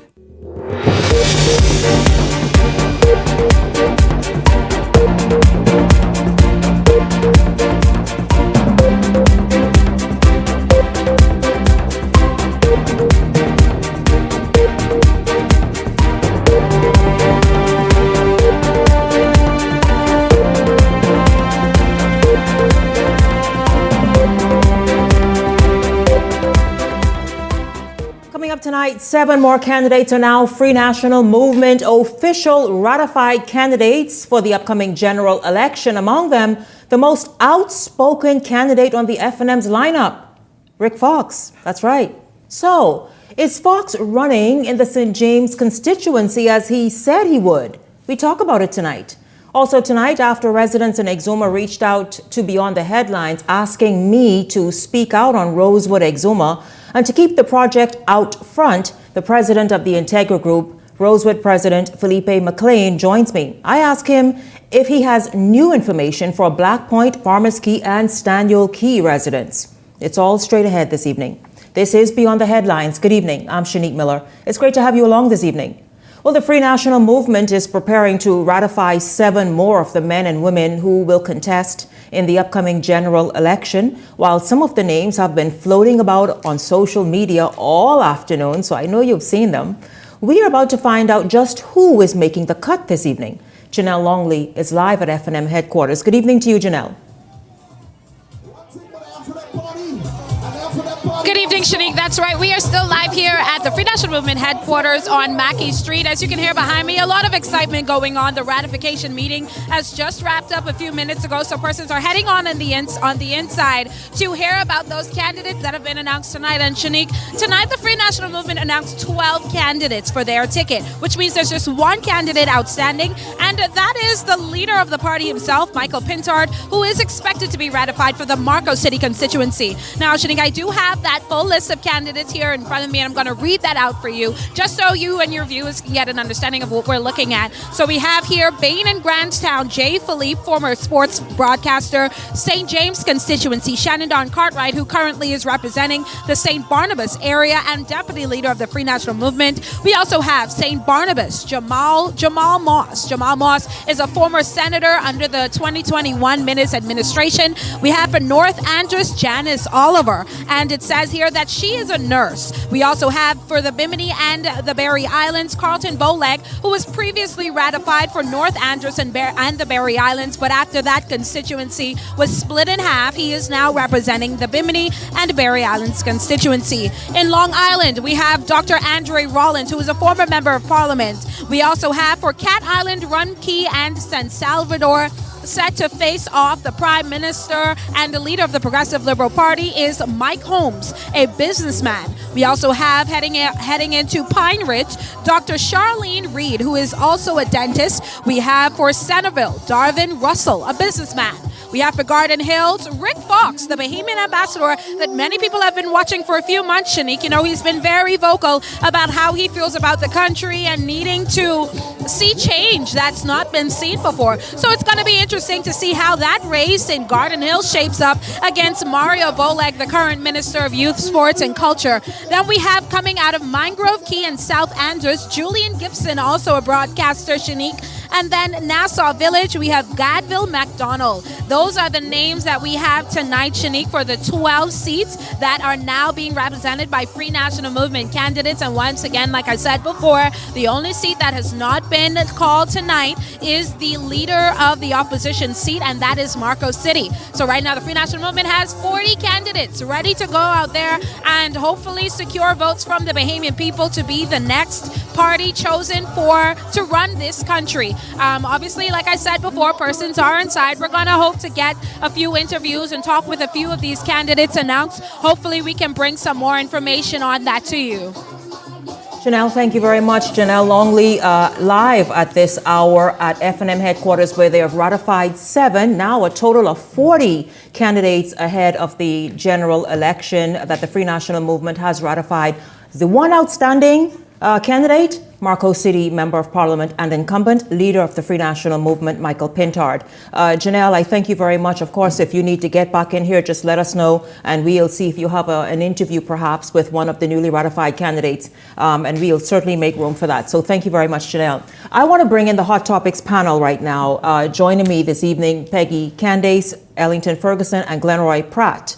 Good evening to all of you. It's good to have you all here. Certainly the FNM doing, I guess, big things on Mackey Street this evening. What's the biggest surprise, if any, this evening? Then Michael, good evening. Thank you for having me. Good evening, Bahamas. Then Michael Pintard left himself out. That's the biggest surprise? That's a big surprise. Because why? The only one not ratified is the leader. It makes no sense. Nothing makes sense. To that. Why do you suppose he perhaps made this move and will have his ratification as a special event? Me? Anybody? Only God knows could figure out Michael. This whole saga, just when we've talked previously about the Free National Movement and the PLP had their saga, and you thought that it couldn't get any more weirder, here comes the Free National Movement again. This looked like some kind of a Shakespearean story. I think it's ironic. It's an irony to the leader leaving himself out. I hope that don't play out into the general election of being left out. But it is very interesting. I mean, you're ratifying all of your candidates. You're the final one. You're the leader. Why not just do it? Or is there something which I am beginning to believe, and it beginning to shape up to appear that way, that there's some movement afoot in the Free National Movement, that even though we talk about some of the things that we see on the surface, obviously that there's something bigger and deeper about this earthquake. We were calling it a magnitude 3. This looks like it's shaping up to be a magnitude 6 or at least a 7. This is deeper. It's more widespread than we understand. The rift and the Ellington, don't be mischievous. This is a big night. Be way beyond the surface. We're talking, from what I'm saying here, we're talking surface stuff as it relates to what's going on in the Free National Movement. So what's going on? Nothing. I'll tell you, one second, Peggy, I'm happy my viewers always participate and offer information. And so someone is saying that Michael has not been ratified as yet. And so there's that. Glenroy, 39. Good evening to you. So 39. Glenroy, good evening to you. Welcome to Be on the Headlines. Glenroy, any surprises this evening of the FNM's ratified bunch? I think it's now roughly 39, 40 candidates in total that are ratified. Yeah, good evening. Fergie, Ellington, and Shanique. Good evening, Bahamas. Good evening. It's Peggy as well. Yeah. I mean, listen, sometimes you do things differently. You don't always have to follow the mold, as they say. You know, when you do things differently, sometimes it shows your intent of being different and not following the normal scenarios that exist. And so I believe that's the process, and that's what they're doing. They're showing that they're not following the normal process that would have been done in the past, and you can't fault them for that. Well, you know what, Glenroy, I want to start this round with you. Let's just jump into what is the biggest surprise, or perhaps one of them. Of course, my colleague Jay Philippe got the nod for, I think, Spain and Grantstown. He said, he said he's relocated here to Nassau. Of course, you all know he's a broadcaster, but let's jump right in. Let's not beat around the bush. Listen, this is a 1-hour show. Rick Fox. Rick Fox in Garden Hills. Does Rick Fox even know where Garden Hills is, Glenroy? Well, the thing about it is not because somebody's been out of the country for quite some time means that they've totally forgotten the country. I mean, Really? after all, he is a Bahamian. Oh. It isn't as if he didn't grow up in Nassau, Bahamas, selling ice and being where he was He with his never- father and all that Glenroy. stuff. That doesn't mean that he didn't roam the business, roam the streets. Now, the reality is how long he's been away may put him in a position that he's far removed from the day-to-day experience of the ordinary Bahamian. But, and the reality is as well is that, as one gets on the ground and start to walk and start to talk to people and start to touch people and all that other stuff, then, doors open and people now shed some light, and then now you determine whether or not, your steps can yield the results that you're looking for. Peggy and Ellington, I'd like to know how appealing a candidate is Rick Fox. He has had a lot to say over the last several months. A lot of it appeared a bit sort of disconnected and disjointed at times, but now this man is a ratified candidate for Garden Hills. First of all, let's talk about the incumbent that's in Garden Hills and how that matchup will more than likely, how does it look right now tonight? As I approach this, Shanique, first of all, let me say to my good friend Glenroy, who I think is a very astute young man, who I always and still do have the highest of regards and respect for. They're not doing you justice. They're not being fair to you. Yes. And Shanique, Rick Fox in Garden Hills, that matchup against Bolega. I'm surprised after hearing from party chairman just a week ago. I have nothing against Rick Fox. I have issues with his approach, how we entered this whole fray, and that he's still holding on to an ambassadorship from the government. His whole approach was off to me. The chairman of the Free National Movement says it's not going to happen. A week later, we have this man here in this matchup who is the leader of the Free National Movement and the chairman. Are they in conversation? Do they talk? Do they sit at the same table? Obviously, it appears that there is something imbalance here between those two persons. The chairman and the leader is not speaking the same thing. They're not in the same trend. This matchup, Boleg is going to have a field day. I don't see Rick Fox resonating with the people of Garden Hills. I don't see him resonating with the people of the Bahamas. Yes, he is who he is. He's a wonderful Bahamian, but I don't think his appreciation, listen, anything, his no, approach, go jump in, Peggy, because I want Ellington to understand anything can happen on the ground once a candidate gets there and makes inroads. It isn't the fact that he's been away or that stuff. It's just sort of how you show up. But Peggy, he thoughts? showed up with a lot of aggression and audacity. Rick Fox said he was going to run in St. James. After Shenandoah probably fight him off to retain St. James, he went with the most unlikely, loyal young F&M supporter, was campaigning for almost over 4 years in Garden Hills. And I feel bad for D'Angelo Ferguson because Rick Fox just came and swooped it away. I mean, when the new media asked Michael Pintard about Rick Fox and St. James, Mom says the word he could not give a clear answer, even though his deputy leader had already expressed interest in it. It creates a very unkind atmosphere for young F&Ms. If you're loyal, focused, diligent, working, your chances of moving up in the party seems to be very slim. And additionally, I think he gave Mario Boleg a fresh new win. Listen now, wait a minute though. What kind of member of parliament has Mario Boleg been? I mean, come on now. Better than the candidate they sent. How about that? Well, I hear what Peggy said, right? But here's the next reality. We're talking about the challenges in terms of the party with giving younger people an opportunity and so on and so forth. But let's not forget now, there's a gentleman by the name of Clint, right? And let's not forget. Let's stick right to let Glenroy make his point, and then let's hurry. Go ahead, Glenroy. Glenroy, wrap it up also quickly. in one of the islands who was running, and they told him not to use the logo of the PLP and all this other stuff. That was a rogue fella. Come on now, Come Glenroy. on, I don't Glenroy. understand. You I don't supposed understand. to I don't know be what a Rick man of Fox has to do with you integrity. mentioning Clint and the dude in I North don't like what they're doing with you, and the Glenroy. They're dude not in being North fair to you. Luthra who I was mean, just absolutely unhinged. He have a very His hard, job is hard. hard I job feel to sell the Here's a nonsense. question. Okay, here's a real question since not selling Glenroy. anything. Since Glenroy is shifting, does Rick Fox still hold a Canadian citizenship?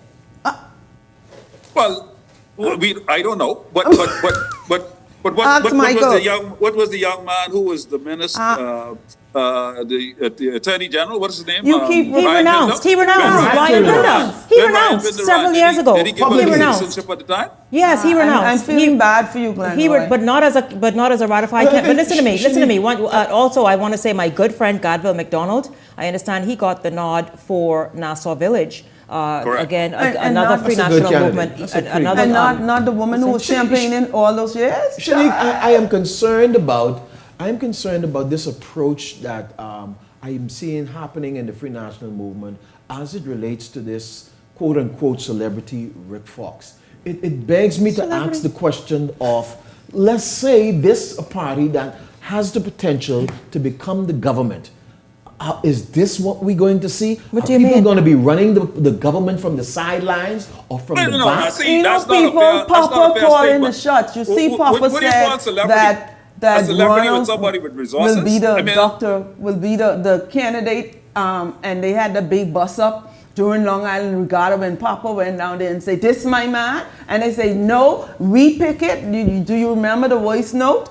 And tonight, Papa had his way.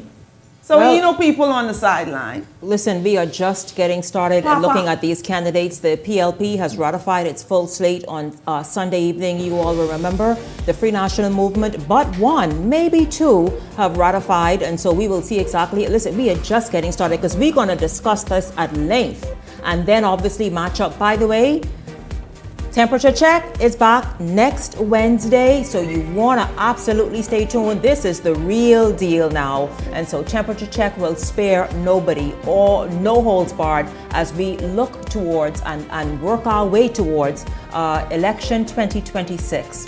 But don't go anywhere, because when we come back, we're going to shift gears and we're going to look at the $200 million project in Exuma Rosewood. What's happening? What's the latest? Beyond the Headlines is back right after this.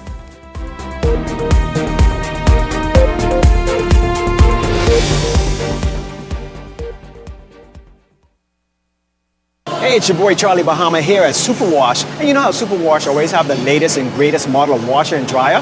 Well, they thought it's about time they get the latest supermodel as well. Hey, wait a minute, Mr. Charlie Banana. Just because Superwash always changing and upgrading their machines, I mean they gotta change those folks, but they got the newest washer and dryer, and they always upgrading all their locations. And these two models, they ain't gotta change. Superwash, they wash you, cleans you, presses you 24/7. Pain hits fast, so get relief fast. Only Tylenol Rapid Release Gels have laser-drilled holes. They release medicine fast for fast pain relief. And now, get Max Strength Topical Pain Relief precisely where you need it with Tylenol Precise. I can clean your teeth, but I can't wash your whole mouth. Yes, we're toothbrushes, not mouth brushes. Listerine works with brushing to deliver 5 times more cleaning power, plus it contains clinically proven essential oils. For whole mouth health, Listerine. Wash your mouth. It's a Holy Frosty Christmas, and Wendy's and Coke is bringing the chill. This year, when you upgrade any Wendy's combo to a large, you can instantly win big with the Upgrade and Win Christmas giveaway. We're talking travel gift cards, gadgets, holiday treats, and prizes that make your Holy Frosty Christmas shine. Just upgrade your favorite lunch combo, scan the QR code on your receipt to enter, and let the holiday magic begin. Enjoy great tasting food and win big this Christmas with Wendy's and Coca-Cola's Upgrade and Win. Rules and restrictions apply. Running out of space? We've got room for that. Welcome to Skyline Storage, your trusted self-storage solution. Skyline Storage offers units from 5x10 to 10x30, climate controlled or standard dry. Perfect for home or business. Located in Westfield Commerce Park, Western New Providence. Your belongings stay safe with gated access and 24/7 surveillance starting at $175 a month. Reserve, pay, and move in online. No phone calls, no paperwork. Visit SkylineStorage.com. Skyline Storage. Storage made simple. Welcome to Paradise Premium Foods, where exceptional taste meets everyday convenience. Right in the heart of Hurricane Hole Plaza, Whether you're planning a beachside brunch, an intimate dinner, or simply restocking your favorites, we offer only the finest selection of local and imported goods, handpicked for quality, freshness, and flavor. At Paradise Premium Foods, shopping is effortless, service is personal, and every visit feels like a treat. From gourmet meals to go to organic essentials and indulgent treats, this is your neighborhood market elevated. Live well, eat better. Discover Paradise Premium Foods, now open at Hurricane Hole Plaza, Paradise Island. Paradise Premium Foods. Taste the difference.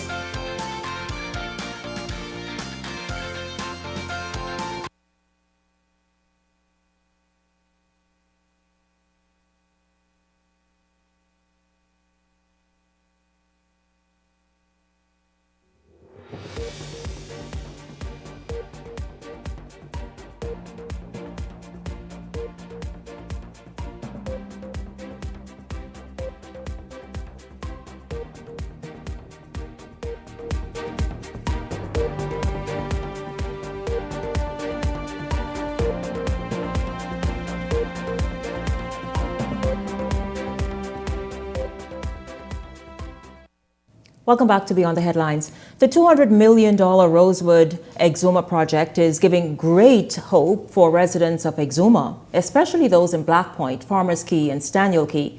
Now, just over a week ago, residents reached out to me asking that I speak about the stalled project and get them some answers. I'll tell you, to say that they want this to happen is an understatement. And so there's a lot of anticipation and so much just sort of built around the project that is yet to lay the first block. Welcome to Beyond the Headlines, President of the Integra Group and Rosewood Exuma, Felipe McLean. It's good to have you here. Good evening once again. Welcome back to the show. Good evening, Shanique. Thank you for having me.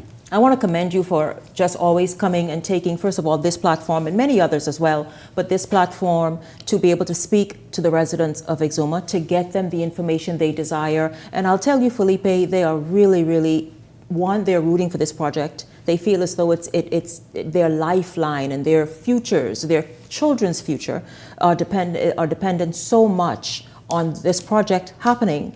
When I said a moment ago that residents reached out to me wanting me to speak about this, what does that say to you? And have they been reaching out to you since groundbreaking to now? Yeah, absolutely. As you know, we're doing a world-class project with Rosewood, and that's what Rosewood Exuma is going to be, a world-class development with a world-class brand and a world-class operator. Since groundbreak, I mean, we've been, we're getting a lot of calls and emails and texts from the community because they cannot wait for this to happen. As I said, we are ready to move forward with this project. We want to start construction as soon as possible. Over the past months, we've done some refinements. As I said, always, we hear the community. We build this site plan and this project with the community. I told you the story that when I came to the Exuma, it was the Exumians that asked me, come invest here. This is a project like that, like Rosewood Exuma is going to change our lives. And they're looking forward for this. This is a low density project, but with a high impact for the community. And they're just waiting. This is a world-class development. We are being very cautious and very diligent on everything we're doing. But I mean, you've been overly cautious. Initially, you went above and beyond what was required. What is the holdup? Well, there's some neighbors raised some concerns about the site plan. We've done some refinements. We're always listening to the community. And this kind of things sometimes happen when you're doing a project like the one we're doing that is going to have a tremendous impact, economic impact to the community. And we are transparent. We abide by the rules and regulations of the Bahamas. And we've done already several town hall meetings. We're going to do another 2 town hall meetings. We want everyone to be able to opine. We want to listen to the community. As I said, we're doing some refinements for our site plan, and hopefully we're getting to the finish line to start construction as soon as possible. Well, let's talk about this revised site plan that now exists. What is it that you revised? How has the project changed on Samsung Key? The overall project is the same. The refinements we've done is by decreasing, for example, the service dock size. We've done, we decrease also the area and the volume of the dredging, even though already the dredging was one of the smallest in the region, but we decided to go again beyond and do an extra step to accommodate some of those concerns. But we truly believe that now, with the refinements we've done, we've addressed most of the observations and comments that we had from the community. We listened to the community, and we're fairly confident that now we can move forward with construction as soon as possible. I wanted to mention that since the groundbreak, the amount of applications that we received, I wanted to get to that. 70%. Not just in Exuma, but New Providence and elsewhere as well, right? We have north of 400 applications for jobs. We have 60 businesses that want to collaborate with us. People can't wait for this. They understand that this is a project that is going to change their lives. This is a project that it's going to have a tremendous economic impact, and they're looking forward for that. So we're just waiting and following, as I said, all the norms and rules and the laws of the Bahamas. We understand the concerns, we listen to those concerns, we address those concerns, and we hope that we're getting to the finish line to start construction as soon as possible. And this is good. We want to hear this because obviously this is our home. We have one Bahamas, one environment here to protect. But do you think it's a bit unfair to you? And I ask that because information was recently disclosed or revealed that another, perhaps your neighbors, are building or have built illegally on Samsung Key without Ministry of Works or other government agencies' approval. You can respond or not at all to that question. But I mean, do you think that, you have, since I met you, I don't know if it was last year or the year before, you have been talking about all you've been doing to meet the requirements from DEP and others that you've even gone and sought out yourself just to ensure that you're doing it the right way. But yet, to hear that buildings are right on Samsung Key that the Ministry of Works have no clue of, do you feel as though, like, come on, what y'all doing, man? I was shocked when I read that, but all I want you to understand is when you are dealing with a brand like Rosewood, you have to abide by all the laws and the regulations, and Rosewood commands the highest standards in all aspects, from the environment to the operation, and we are following the rules. We're making sure, and as you said, we're going beyond to what it's required. And I want to assure the Bahamian people and the people in the Exuma that the only way to have a successful project is when you listen to the community, when you abide by the norms and rules of the government, and that's what we're doing. So I can assure you that that's what we're doing, and I'm not going to opine what others are doing. I can tell you what we're doing it right. We're doing exactly as world-class development should do. Would you want people here in New Providence, Grand Bahama, and of course Exuma, and elsewhere to understand about what Rosewood is committed to doing and the pride it takes in being able to meet those immediate needs of the keys that I mentioned around Samsung Key? Well, it's really impressive. The moment I land here in the Bahamas, everybody knows about the Rosewood Exuma. Everybody's looking forward for that project. I stayed at Rosewood, and you see the employees there, how excited they are about the project. A lot of them are looking forward to and see this project as an opportunity to be able to stay here in the Bahamas or go back to work in the Exumas, and I think that the community and the Bahamians know the Rosewood. One of the reasons we decided to go with Rosewood is because Rosewood is known here in the Bahamas, and the reality is that the community and the Bahamians understand and believe in what we're doing. It is a beautiful brand. If we are to give an example, we know that there's a Rosewood here in New Providence at the Bahama property, and it's exquisite. Give us an idea for those who may have forgotten, because after all, this has been lingering for a moment, exactly how this Rosewood in Exuma will be very, very much the same in terms of the standards and luxury, but yet very different. Yes, I mean, one of the main things that I love about Rosewood and how exquisite it is also that you see only Bahamians working there. I mean, I'm impressed every time I come. The service is better.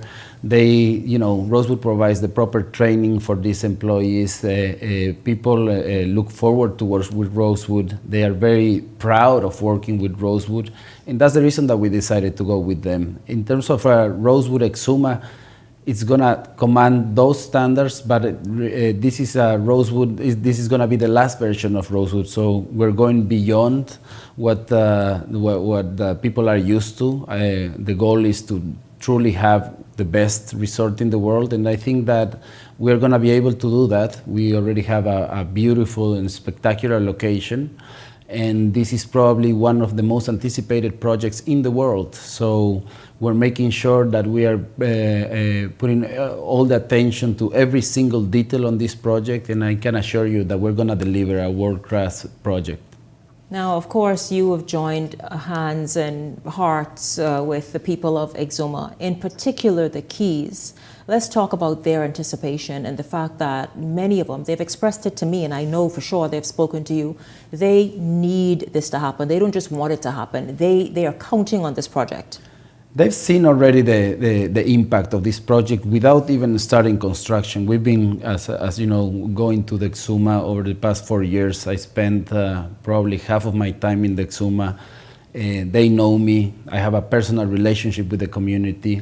I work with them already, and they see that what we're doing is going to change their lives. They see that we are transparent, that we're open, that they have an open line of communication with us.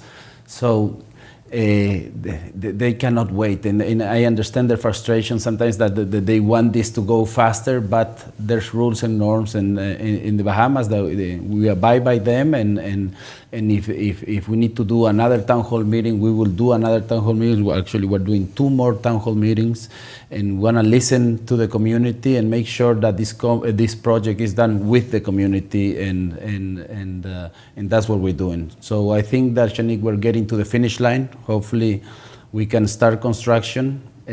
Hopefully, when you say you're getting to the finish line, where would you say this is? I mean, obviously, you're in touch with DEP, if not daily, regularly, certainly. Where would you say the project is in terms of the work starting? So we are going to have a town hall meeting February 5th in Black Point. We're going to have another town hall meeting the 20th of February. And we hope that a couple of weeks after, we should get our site plan approval. Without site plan approval, we should be able to start construction fairly soon. Now, of course, you talk about the town hall meeting on Thursday in Black Point. Why Black Point? Black Point is the heart and soul of the Exuma Keys. That's where the community is. That's where the airport is getting expanded. Yeah, how is that coming along? I've heard talk about it. It's great. As you know, I go regularly. I see the progress on the runway. The government is delivering on that runway, and that runway is going to feed our projects. So both go hand in hand, and progress is happening in the Exuma Keys, and I'm very excited by it. As you know, our vision is not only doing a project, but developing a world-class destination, and I'm sure that Exuma and the Exuma Keys is going to be a world-class destination. Yeah, absolutely. What information are you going to share on Thursday evening in Black Point? Well, we're going to talk about the refinements we've done to the site plan. We're going to, of course, listen to the community. We spend a lot of time with them, and we want to make sure that we take into account everything and that they said, and the only way this project is going to succeed is if the Bahamians and the Exumians are part of this project, and that's what we're doing. Sounds pretty exciting. We are speaking with Felipe McLean, the president of Rosewood Exuma. He, of course, is continuing to stay with this project and not at all deterred or even thinking about giving up on it. And it's because of the people of Exuma, who, I could tell you they're real because they reached out to me. I'm telling you, just strangers called me more than a week ago asking me, Felipe, to continue keeping Rosewood Exuma out front, so that those who are responsible for helping it get where it needs to go, which is built and open and operating, that they are aware that Exuma and many others are very much depending on this resort happening. We're going to continue our conversation with Felipe McLean right after the break. Stay with us. This is Beyond the Headlines.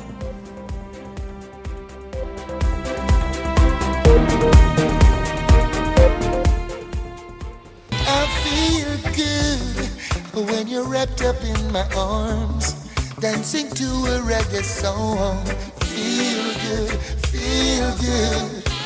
I feel good, 'cause your perfume isn't loud, and only I can talk about, feel good, you feel like velvet rubbing over my skin, and when you're Edenwell has expanded their testing menu. We now offer blood work, drug screening, and so much more. Our hours of operation are Monday to Friday, 7 a.m. to 5 p.m., and Saturday, 8 a.m. to 1 p.m., located on 11 Madera Street. We are here for all of your laboratory needs, with fast and reliable lab work done by our friendly and knowledgeable staff. Let us help you take the needed steps to stay in the know about your health. Let's keep working towards a healthier you. Stay Eden well. Tired of driving around from place to place just to get your car insured and licensed? Frustrated with the process of being back and forth from your insurance company to road traffic? Well, BMG Insurance Agents and Brokers just made insuring and licensing your motor vehicle as easy as 1, 2, 3. Step 1. Visit us at the Road Traffic Department, Section 1, Thomas A. Robinson Sports Stadium. At our office, you can purchase or renew your insurance or get your vehicle inspected. We at BMG Insurance Agents and Brokers represent major carriers. Step 2. See the professionals at Road Traffic to get your vehicle licensed. Step 3. Enjoy your day. Insure with BMG Insurance Agents and Brokers today, saving you time and money. Your one-stop shop for all of your insurance needs. Great rates, convenient, excellent service. For more information, call us at 322-2221.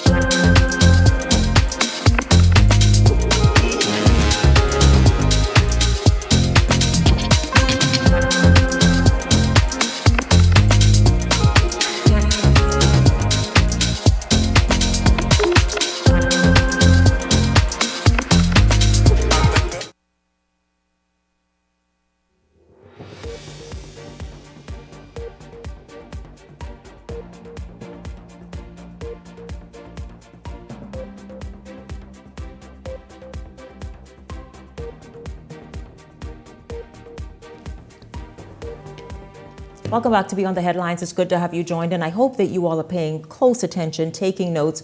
Certainly the people of Exuma are. I am happy to be joined in this segment by Laurie Roll. She is a resident of Black Point, Exuma. Good evening to you, Laurie. Good evening, Shanique. It's good to have you here, Laurie. Thank you. Let's talk about Black Point. I'm happy to have a woman speaking out and somebody who can join in from Black Point in this show this evening to talk about the anticipation for Rosewood and the fact that you all really feel largely that this resort must happen, not just that you want it to happen, oh my God, it's a great idea. No, it's something you all are depending on. Yes. Talk about what residents are saying on Black Point. Some of them are ready to get to work. We're ready to get to work. We're grateful for this project. We're grateful for this opportunity. This project means a lot to us, can create a lot of jobs, different opportunities.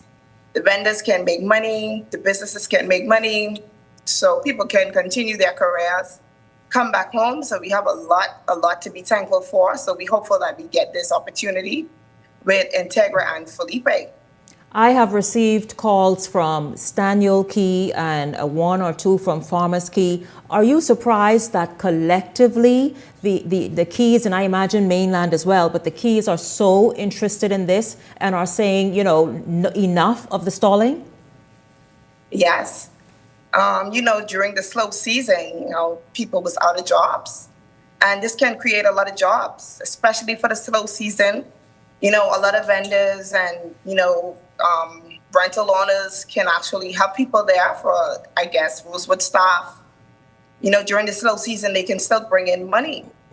And it's a lot of opportunities. Like I say, people want to come back home. Now they have the airport, that's under construction, the runway. So, it can open doors for opportunities. And, everyone wants, to have the place booming with tourists, with locals, all year round. Personally, how do you want Rosewood to impact Black Point, Farmers Key, Staniel Key, and Exuma? Well, like I say, a lot of careers, people get different opportunities. You have boat captains who want to come back home, pilots, you have homeowners who want their place to be rented out all year round, the restaurant. I work at a restaurant and, sometimes you have slow season. So, maybe the staff can come here for lunch, the guests can stop over, rent golf carts, do grocery shopping, do laundry. So it's a lot of opportunity, it's not just for the money, but, people can explore new opportunities. Right. Now, let's look at Thursday evening. There's a town hall meeting that's set for right where you are in Exuma. It will be chaired by Felipe. What is it that you and other residents of Black Point and those who will come from elsewhere, what is it that y'all want to hear? We want to hear that, he get a go for the project, a green light. We know that we trust Felipe, and we know that, they're going to do well. And they're working along with professionals. So we're just looking forward for them to get a go to start.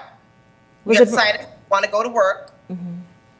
Was it vexing for residents to see one delay after the next? Like, how did you all respond to that? Because us on the outside, reading every headline or seeing every post, whatever it is, we're like, what the dickens? Like, again? And what was the response from residents of Black Point and the other Keys? Like I said, he get the green light from us. All of us are excited. We're going to help him. We're trying to help, and spread the word that we need this. We need jobs. Only so much the government can do, and only so much you can do. And with that development, it will bring a lot of opportunities, and it will help. Like I say, especially during the slow season. People want their business to make money. It's not like you live in Nassau or bigger islands. We don't have any infrastructures. They did a lot. We now have an ATM machine. We never had any ATM machine on the island. So with Felipe and Integra, we got an ATM machine. So now the airport is under construction. So that kind of helped us as well. And that's really good because so you all have an ATM machine in Black Point, which before never have any. You had to go to mainland if you wanted to do banking or anything of the sort. What difference has just that made already? It made a lot of difference. It saves you a lot of money. You don't have to spend $140 for a plane ticket just to get some money. Or you don't have to try and pay somebody to try and send you some money. They're going to charge you extra fee. It's only about $2 or $3 more. Go right to the ATM, use any bank card, and you can just go and get some cash. but it's a lot. You know, they help with the school, the I clinic. was about to ask you that. How have even the kids' lives improved? I know that they're exercising for sure because they each have a bicycle and they can go out and be active and just roam beautiful Black Point before school, after school. Just talk about the excitement among the students of Black Point. Yeah, the kids are happy. Once they know that Felipe is in town, they're excited. They did a Christmas giveaway to every household in Black Point, so that was good, from Key and Staniel Key. So we appreciate them, we trust them, and we know that once they get a go, once they get the green light, you know, they're ready. They're really, really helpful, and we appreciate that he take Black Point under consideration. You know, no one was checking, so we happy to have him here as a family man now. So we call him, you know, Mr. Felipe. So you're happy that before now, Black Point was not on the agenda of anyone. And here is this gentleman showed up and have you all front and center in a multi-million-dollar opportunity. Yes, he was actually the first. So we are thankful for that, for this opportunity.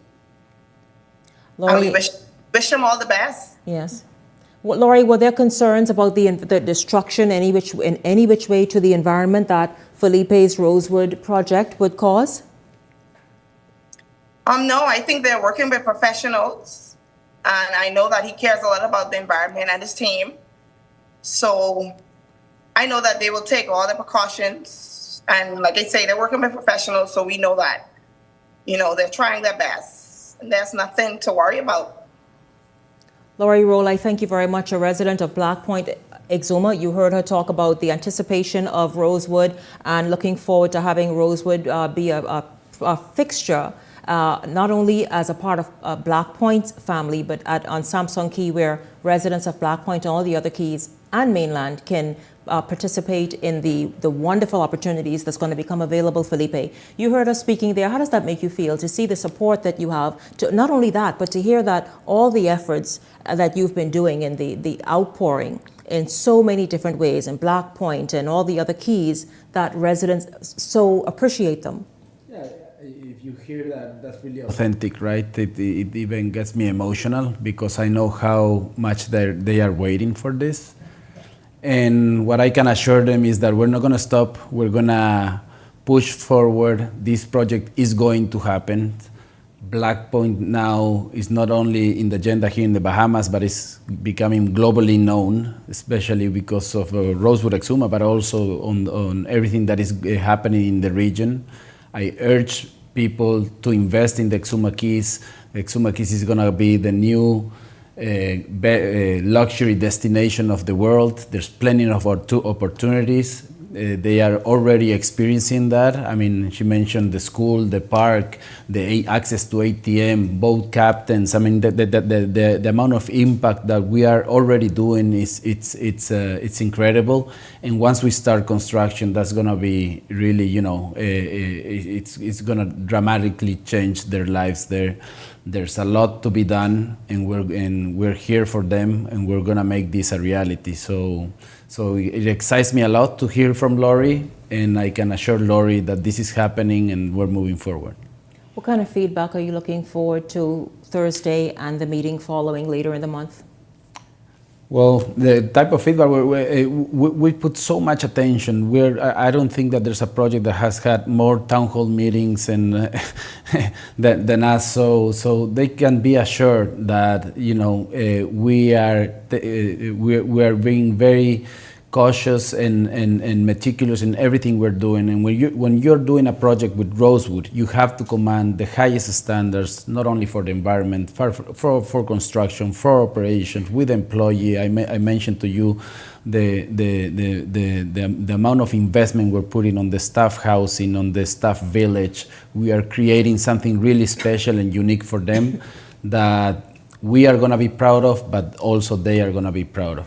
Is there a plan to keep this communication open even after Rosewood is up and operating and super busy and all this is going on. How do you plan to sort of keep this family, I guess, relationship that you've been able to build, Black Point, Farmers Key, Stanley Key, how do you plan to keep that going? Well, I plan to be going to the Exuma Keys and stay in the Exuma Keys for the rest of my life. I mean, I think that what happened to me is really special, and that's the reason that we decided to invest hundreds of millions of dollars in Exuma. And Exuma is now my family too. So it's the favorite place for my kids, it's the favorite place for my wife, and it's my favorite place. So that relationship is never going to change, it's only going to improve, and we're looking forward for that. And as we wrap up this evening, of course, we're going to follow and see about the town hall meeting and you know, the response from residents later in the week. But as we wrap up, what do you want to say to the people of the Keys of Exuma and Exuma? Great things sometimes take time. We're getting there. We are. This project is going to happen.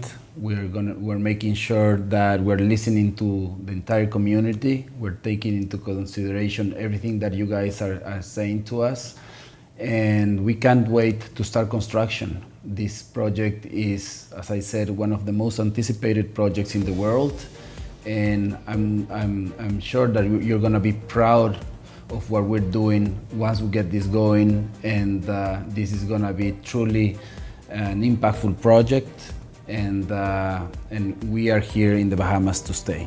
That's my last message to the Felipe McLean, thank you so much for being here. Of course, we welcome you to come back whenever, even to share the great news, you know, with some other residents of Exuma for sure. Thank you very much for being here this evening. Good luck. Beyond the head, like, we're vested, you know what I mean? We just right there beside you, like, yeah, make this happen so that everyone benefits. So certainly continue doing it, and we look forward to sharing the great news with the rest of the nation once this project is up and going. Thank you, Shanique. Thank you for having me, and look forward to see you very soon. Absolutely. Thank you once again. Of course, at the top of tonight's show, my Hot Topics panel, if you just joined or tuned in late, the Free National Movement has ratified 7 candidates, I think for a total of 3940. The only remaining candidate to be ratified is Marco City, and that perhaps will happen very shortly. Of course, my Hot Topics panelists, Peggy Candace, Ellington Ferguson, Glenroy Pratt, thank you as well. And a huge thank you once again to Felipe McLean from Rosewood Exuma. And also a huge thank you to all of you tuning in this evening. I certainly enjoyed having you along, and I look forward to seeing you right back here tomorrow evening. For the entire Beyond the Headlines team, I'm Shanique Miller. Make it a great evening, everyone.